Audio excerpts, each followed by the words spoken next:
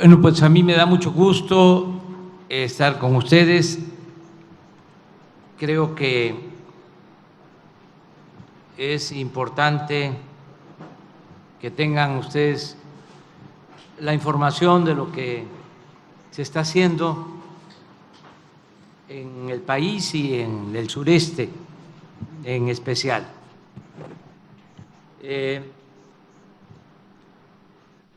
Quiero llamar la atención sobre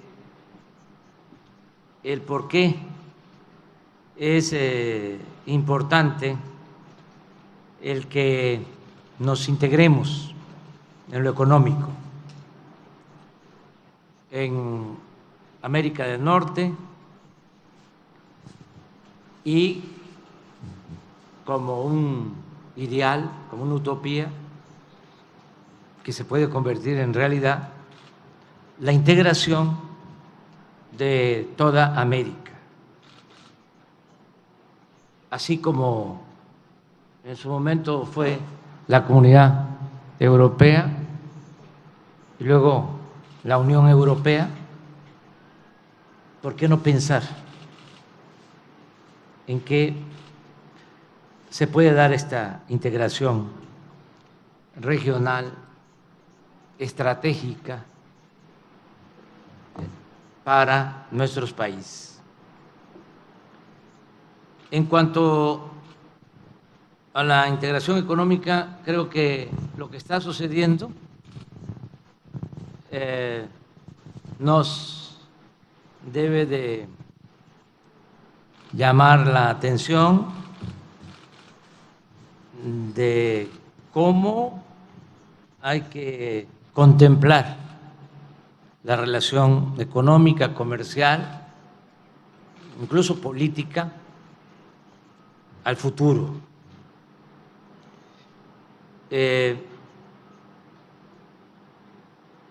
Sería bueno que viéramos un momento una gráfica que hace unos días me mostró Juan Pablo Devoto, subsecretario de Hacienda, subsecretario de Egresos. A ver si le explicas de cómo era la relación económica comercial hace unos años y cómo es ahora. Sí, claro, presidente. Lo que muestra las distintas imágenes que vamos a ver es la evolución de la relación comercial entre los países. La liga, o digamos, la establece aquel país con el cual ellos tienen una mayor relación comercial. Entonces, lo que se observa en los 60s es que Estados Unidos tiene un núcleo importante y por otro lado se encuentran ciertos países de Europa y también Inglaterra. Quisiera pasando a la siguiente. Lámina, por favor.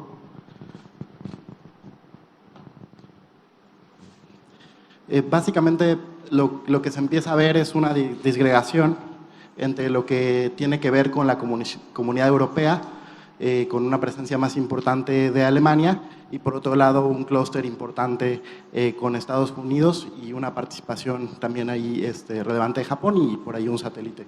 Si podemos pasar a la misma gráfica en el 2000. En el 2000 ya vemos mucho más marcadas las diferencias entre Europa y Estados Unidos.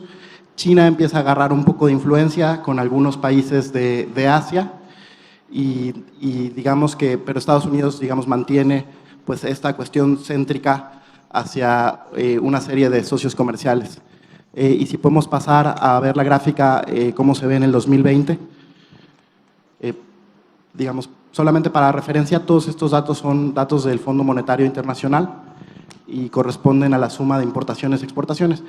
Vemos que China ahora mantiene una imagen mucho más centralizada con una mayor aportación del comercio o mayores socios comerciales hacia una buena cantidad de países, no solamente de Asia, y Estados Unidos, digamos, se ve desplazado en cuanto a su centralidad en esta gráfica.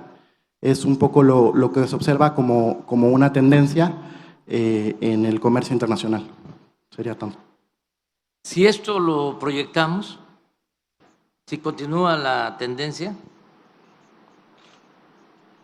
se va a producir en el mediano plazo un desequilibrio muy desigual y riesgoso, porque el que haya hegemonías no nos conviene a los que queremos vivir en paz. Si hay un desequilibrio mayor, que lo pueden medir los técnicos, que deberían de estar ya proyectando lo que va a suceder si no cambiamos las cosas en el 2050. Alguien decía que hay quienes piensan en las futuras generaciones y hay quienes piensan en las futuras elecciones. Esta es la diferencia entre un político común y un estadista, y un hombre de Estado, un hombre de nación. Entonces, si se mantiene ese desequilibrio y no hacemos nada, ¿cómo se buscaría el predominio? Pues a través de lo bélico. Y nosotros no queremos eso.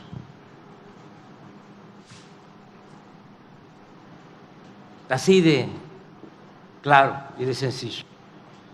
Entonces, preferimos un vecino económica, comercialmente fuerte, no un vecino fuerte en lo militar, en lo bélico.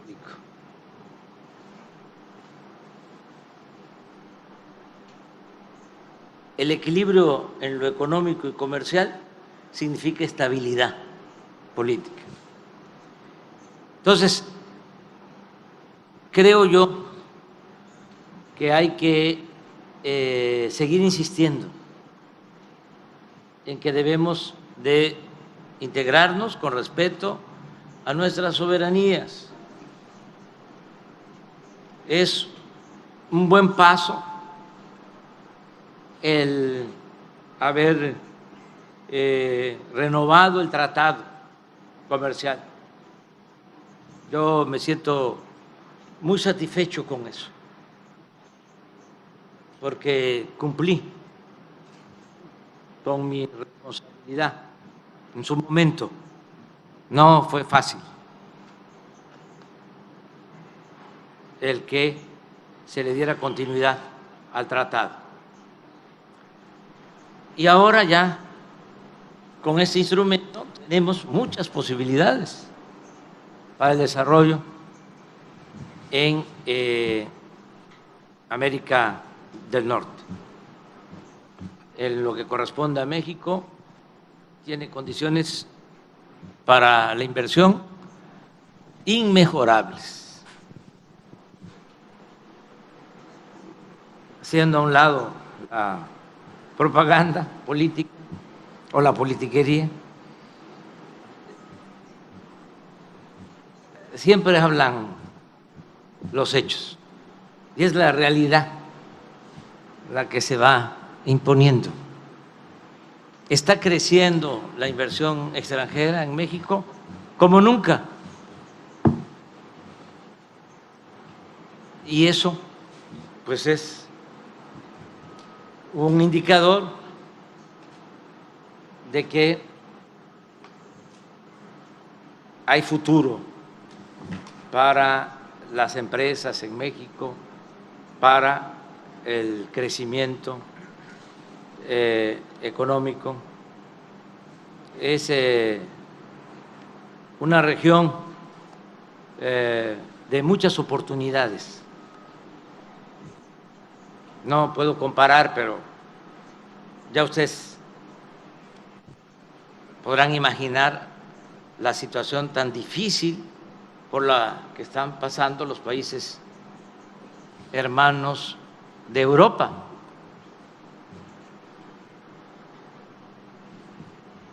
Eso es distante a nuestra realidad. Este es un país y una región con futuro. Por eso lo del tratado ayuda mucho.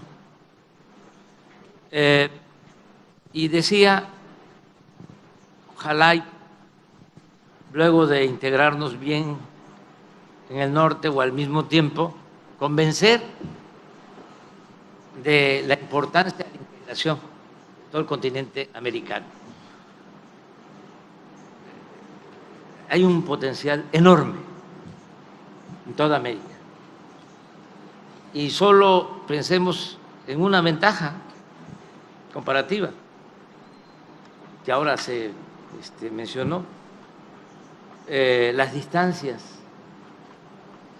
los costos por fletes. Nosotros tenemos inversión, hay tecnología, muchísimos recursos naturales, mano de obra joven y mercado. Es cosa nada más de ver los ingresos per cápita en el mundo. ¿Cómo estamos en América del Norte? ¿Cómo estamos en América? ¿Cómo estamos en otras regiones? Entonces, ¿por qué no apostar a producir más? Dejar de estar consumiendo. ¿Por qué no ser más autosuficientes en lo regional? Eso es algo que quería. Lo otro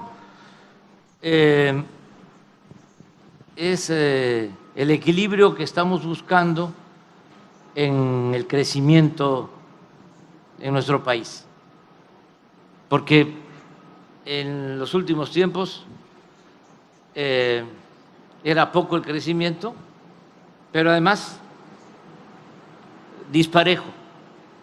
En el norte 6, 8% anual, en el centro 3, 4% anual, en el Bajío lo mismo, y en el sur sureste 0 o bajo 0 de crecimiento. Todo lo teníamos con crecimiento Quintana Roo, y eso el norte de Quintana Roo, por el turismo, Cancún y la Riviera Maya, porque hasta el sur de Quintana Roo tenía decrecimiento. Y desde luego Yucatán y Campeche y Tabasco, y Oaxaca, Chiapas, Veracruz. Bueno, ¿qué estamos ahora haciendo? Buscando un crecimiento horizontal, equilibrando, no abandonando el norte, no abandonando el centro, no abandonando el Bajío, sino apoyando a la región que estaba completamente en el abandono. Puedo ahora decir a ustedes que como nunca se está invirtiendo en el sureste del país. Ayer hablaba yo de solo 2 proyectos, inversión pública, de alrededor de 25,000 millones de dólares, dos proyectos. La refinería de Dos Bocas, 9,000 millones de dólares, y el Tren Maya, 12, 13,000 millones de dólares, 1,500 kilómetros para comunicar todo el sureste. Me gustaría que usáramos una de las láminas que presentó, creo que el gobernador de Chiapas, Rutilio, o una del sureste, para ver lo que significa el Tren Maya y lo que significa el proyecto del Istmo. Bueno, esta nos puede ayudar. Esta es muy importante. No puedo yo, por honestidad intelectual, no puedo plagiar. Este mapa lo hice a partir de una idea de Antonio del Valle.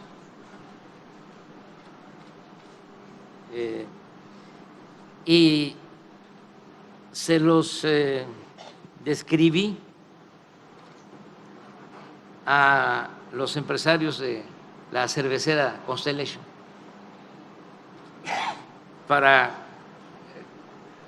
pues, no convencerlos, porque ya habían avanzado mucho, de la importancia que tiene el sureste para atender el mercado de la costa este de Estados Unidos. Toda nuestra relación es hacia el norte. A ver si ponen de nuevo el mapa.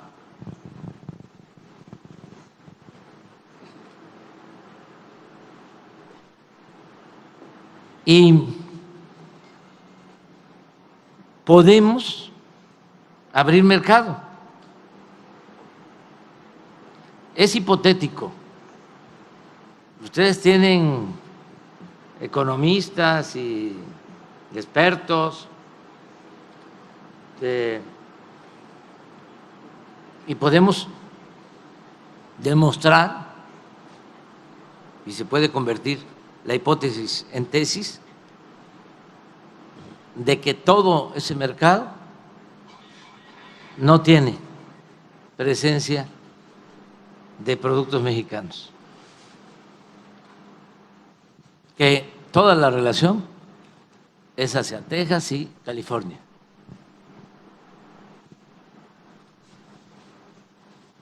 Si la planta de Constellation, que quiero aprovechar para agradecer la confianza de los empresarios de Estados Unidos, ejemplares, empresarios,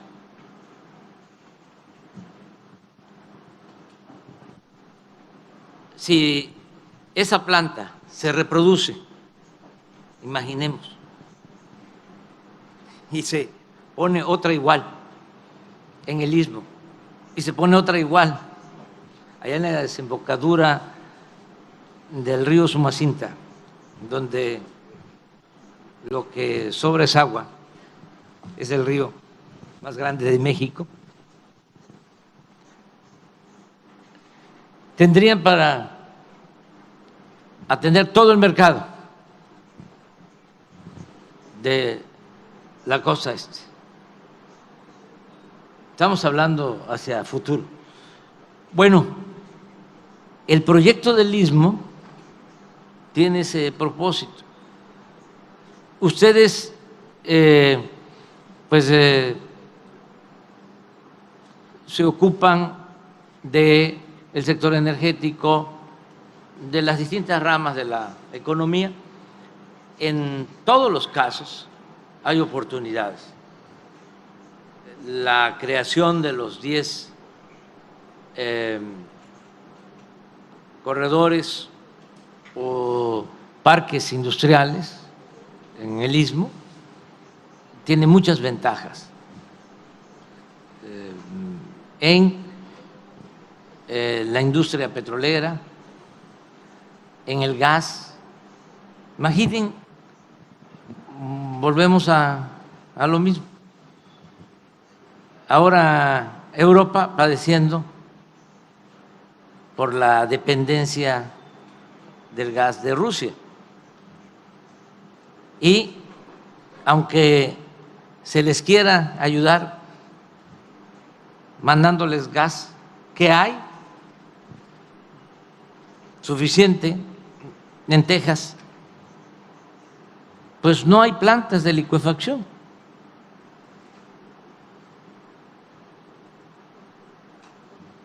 A eso me refería cuando decía que hay que cambiar, ya, hay que ver las cosas de otra manera. Entonces, no solo es la planta de licuefacción en Salina Cruz para el gas a Asia, no, planta de licuefacción en Coatzacoalcos para Europa. ¿Y qué no es negocio? Si se tiene el gas.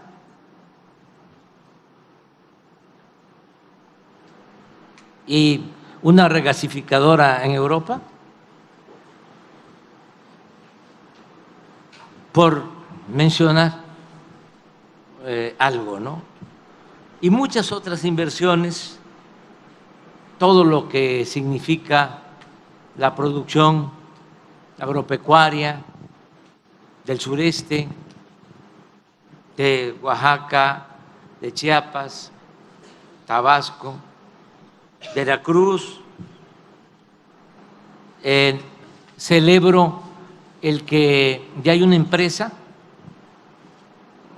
que tiene un ferrobuque y llega el buque enorme, suben 75, 80 vagones de ferrocarril y los bajan en Alabama. Eso de Coatzacoalcos a Alabama.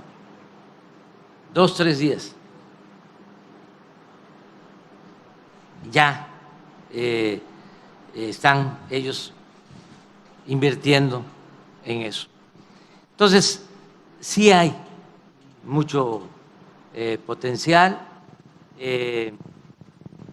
garantizarles de que vamos a apoyar en todo, nos importa mucho la inversión. Nosotros queremos combatir la pobreza.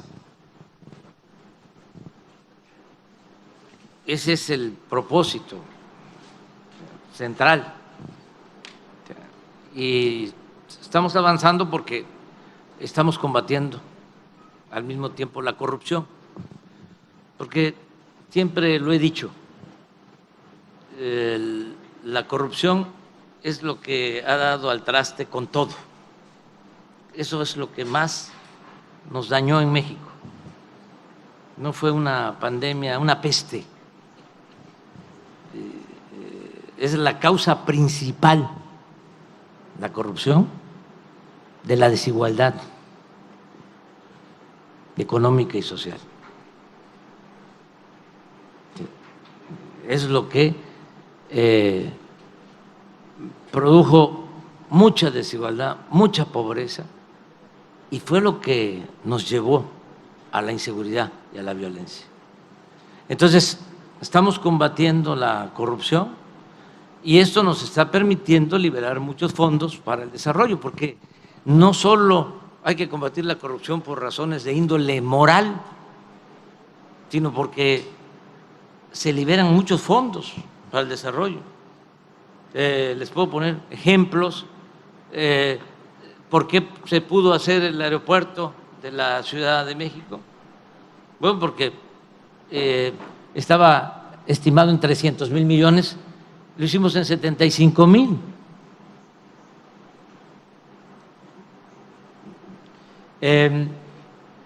Estamos haciendo cuarteles para la Guardia Nacional, para 120 elementos. Ya tenemos 260 cuarteles. Los construye también la Secretaría de la Defensa, los ingenieros militares. 25 millones por cuartel para 120 elementos equipados. Con corrupción, pues son 250 millones, 10 veces más. Pero no solo cuesta más, sino no se terminan. Como tenían que dar soborno, el constructor se llevaba el anticipo y ahí quedaba la obra tirada. Estamos ahora construyendo 2.700 sucursales del Banco del Bienestar, porque estamos dispersando recursos para el bienestar a toda la población. 2.700 sucursales, para que la gente tenga un lugar cerca y pueda sacar lo que por derecho le corresponde. Bueno, cada sucursal del Banco del Bienestar, 5 millones de pesos. Y así podría poner más ejemplos. Entonces, todo esto nos permite avanzar mucho, destinar recursos al bienestar. De los 4 estados que están aquí presentes, les puedo decir que en el caso de Oaxaca y Chiapas, en el 100% de los hogares se recibe cuando menos un programa, un apoyo. El que no recibe un apoyo porque es adulto mayor y tiene una pensión, porque ya la pensión en México es un derecho universal, están beneficiándose 10.500.000 adultos mayores de 65 años, que mes con mes están recibiendo. Y ya se elevó este derecho a rango constitucional. Esté quien esté en el futuro en el gobierno, se tiene que mantener este apoyo. Entonces, en el caso de Oaxaca y Chiapas, 100% de los hogares. Y hoy hablaba yo en la mañana sobre Veracruz, que tiene un poco más de 8 millones de habitantes, también más de 2 millones de hogares, el 95% de los hogares recibe cuando menos un apoyo para el bienestar. En el caso de Tabasco, 90-95%. Los que tienen atención preferente en todo el país son 3 estados, los más pobres: Chiapas, Oaxaca y Guerrero. Si revisamos sobre los programas sociales, son los que tienen más atención. Bueno, por eso en estos 4 estados no hay problemas graves de violencia, y le agrego grave porque me tengo que cuidar,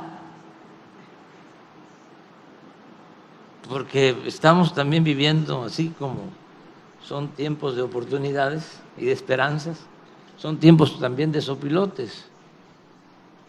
Entonces tengo que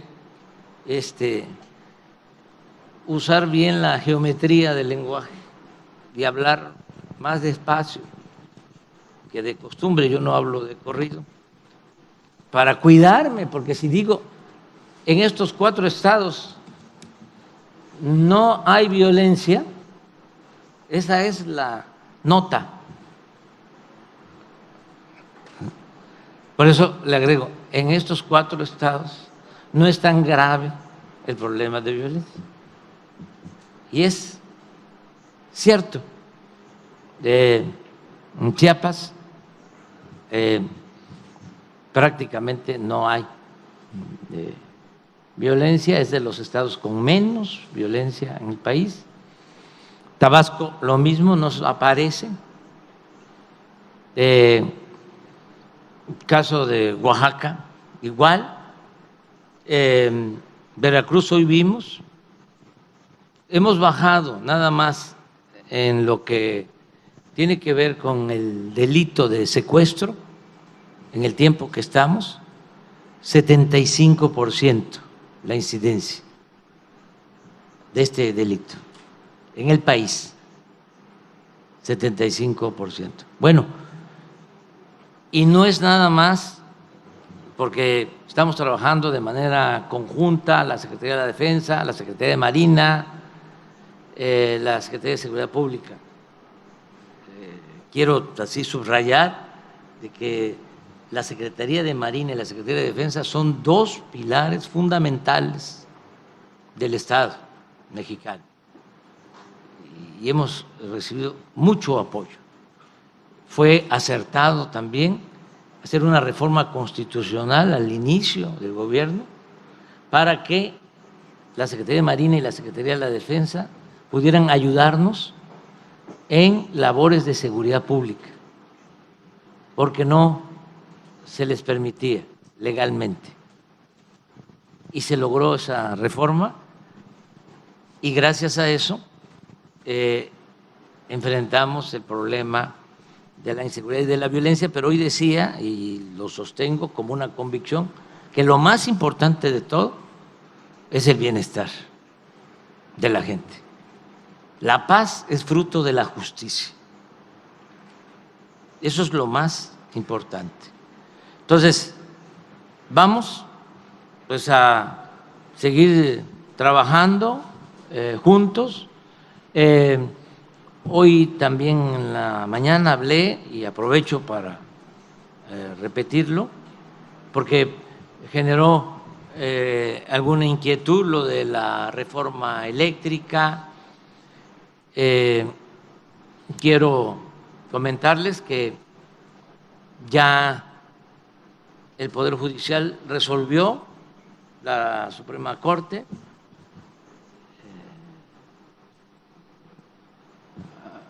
no dejo de señalar de que hay un auténtico Estado de Derecho, como nunca. Antes la división de poderes era una formalidad. El poder de los poderes era el Ejecutivo y en especial el presidente. Los otros poderes eran apéndices. Ya no es así. Entonces, ahora, con independencia completa, el Poder Judicial resolvió sobre este asunto y antes de proceder legalmente, estamos abriendo la posibilidad al diálogo a las empresas que tienen que ver con la industria eléctrica. Y los vamos a convocar en su momento para explicarles cómo queda la ley eléctrica. Estoy incluso recomendando que los abogados de las empresas ya se aboquen al análisis de lo que es la nueva ley eléctrica, que las empresas tengan buenos asesores, porque también suele pasar que los abogados o otros profesionales, no todos, desde luego, no quiero generalizar, por quedar bien o por mantener sus asesorías, engañan a empresas diciéndoles, no se preocupe, no hay problema, nos podemos amparar.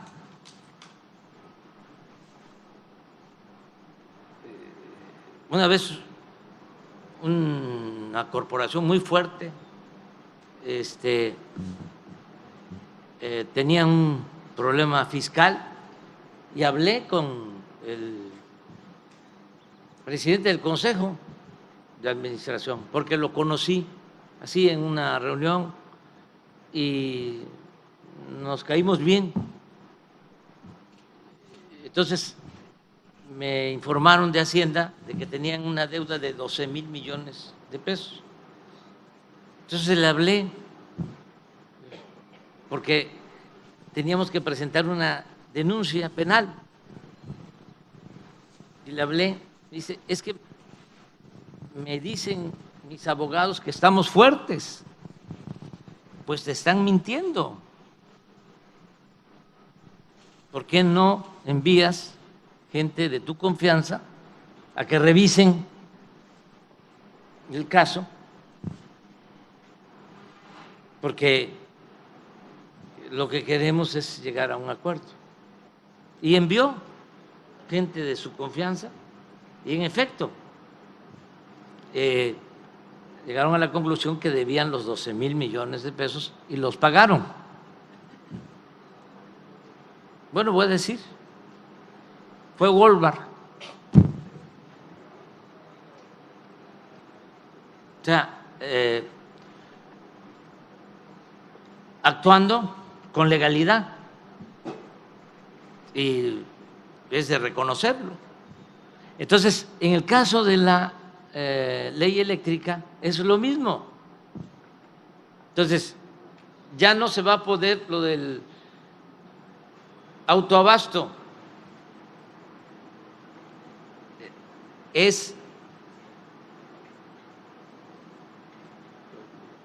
fraude legal. Así, decidido por la mayoría de los votos de la Corte, porque se vio artículo por artículo. Y en este caso creo que de 11 ministros, 11 votaron por considerar que se trataba de fraude legal. Entonces, ¿cuántos hay así una vez que empiece a aplicarse la ley?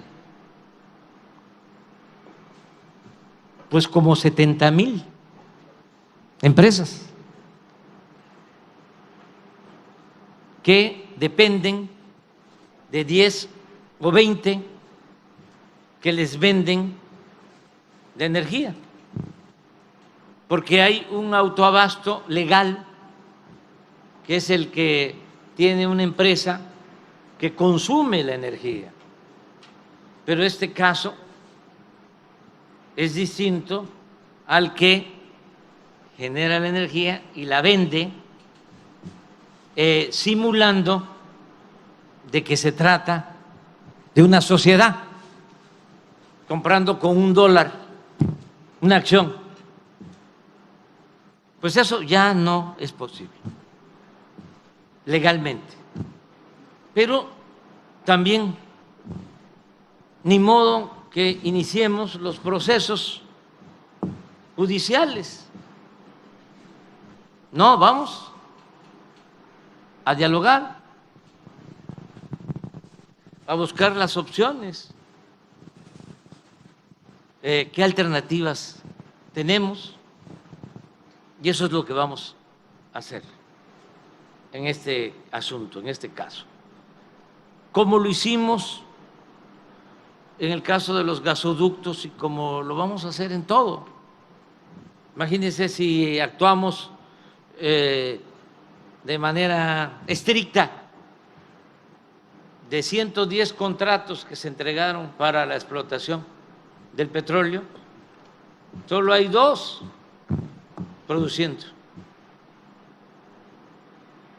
Y han transcurrido 6 años de la llamada reforma energética. Y ni modo que actuemos cancelando los contratos. No. Si en otros tiempos se consideraba de que no era negocio, a lo mejor ahora que el precio del crudo está alto, ¿cómo lo vamos a hacer con esta empresa que tiene en convivencia o tiene cercanía con un campo de Pemex? Talos.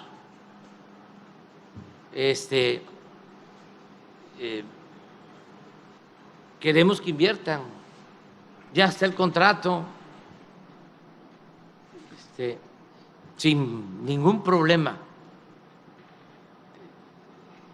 pero sí también la única condición es de que se invierta, porque si llegamos a un acuerdo, Pemex y Talos, hablando con toda franqueza, para que ellos extraigan petróleo. Es un campo que tiene capacidad para extraer hasta 150,000 barriles diarios. Y ya está explorado, ya está para empezar a producir en 1 año, año y medio. Pero hacemos el acuerdo y resulta que Talos lo que hace es que vende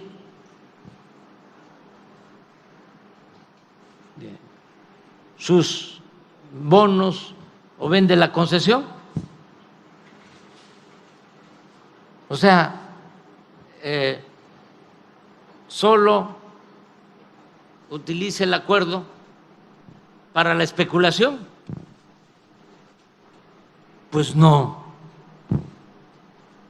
Queremos que inviertan. Y así no hay ningún problema de nada.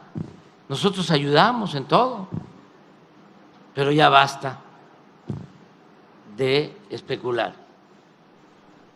En estas cosas parecería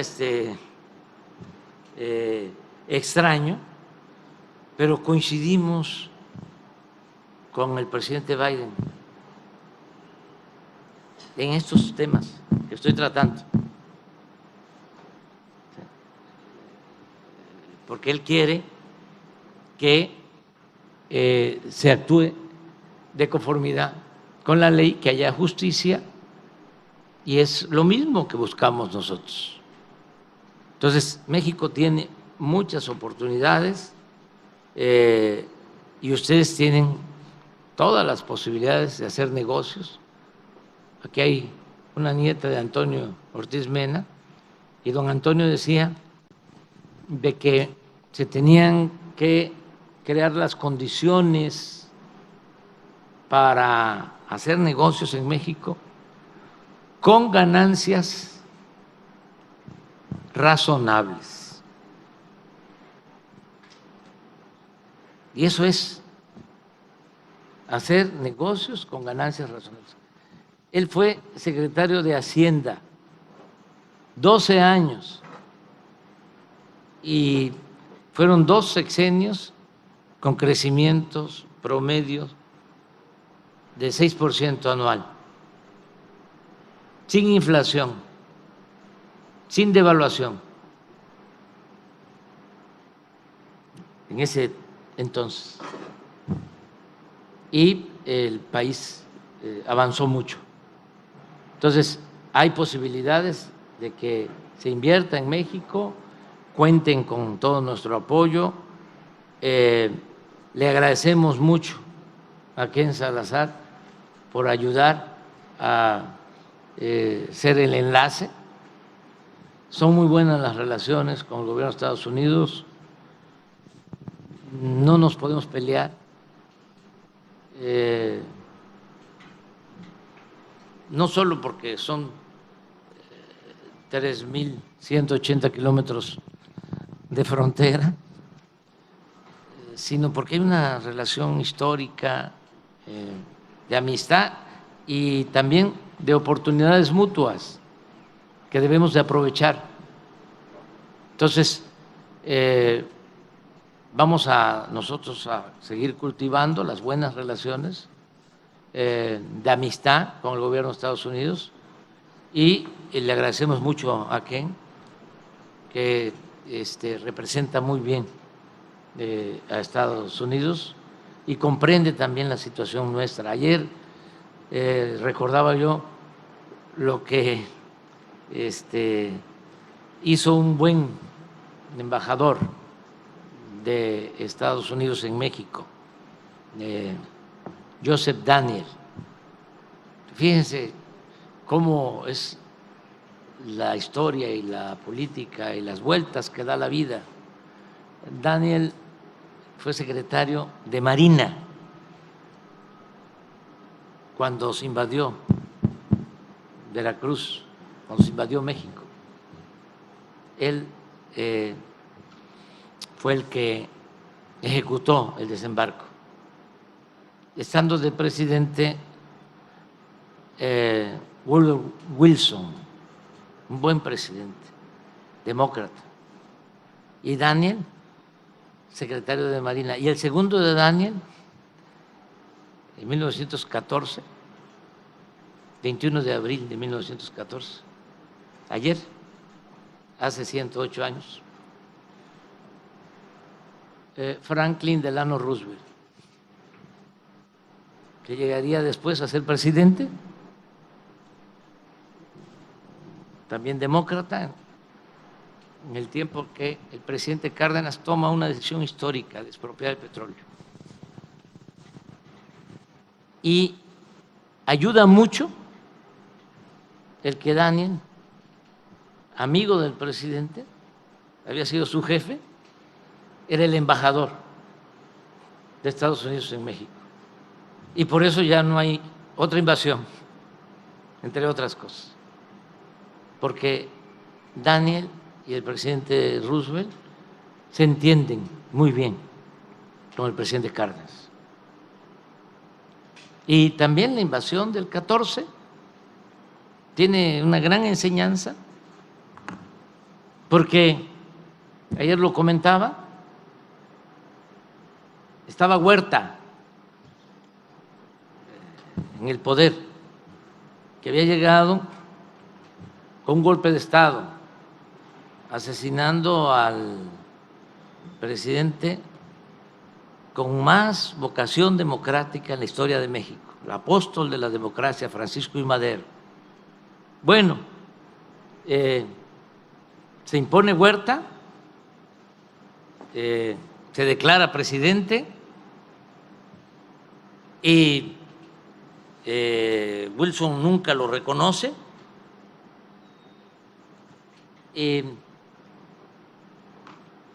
Invaden México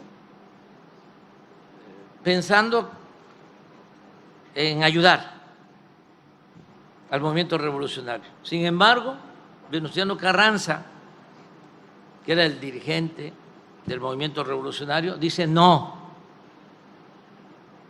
con toda la autoridad moral de Venustiano Carranza, porque fue el único gobernador que cuando se proclama presidente Huerta dice no acepto el golpe de Estado y organiza la resistencia y así surge nuestro ejército. Se constituye el ejército actual. Bueno, aún con la diferencia profunda con Huerta, Carranza dice no, porque no están ustedes autorizados a invadir.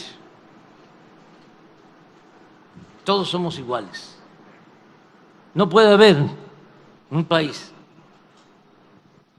que se erija en hegemonía, en potencia, invada a otro. Y esa misma doctrina la aplica al año cuando también entra el ejército estadounidense por el norte a perseguir a otro adversario de Carranza, a Villa. Y aún así dice el señor Carranza, no. Y queda establecida esa doctrina. Por eso,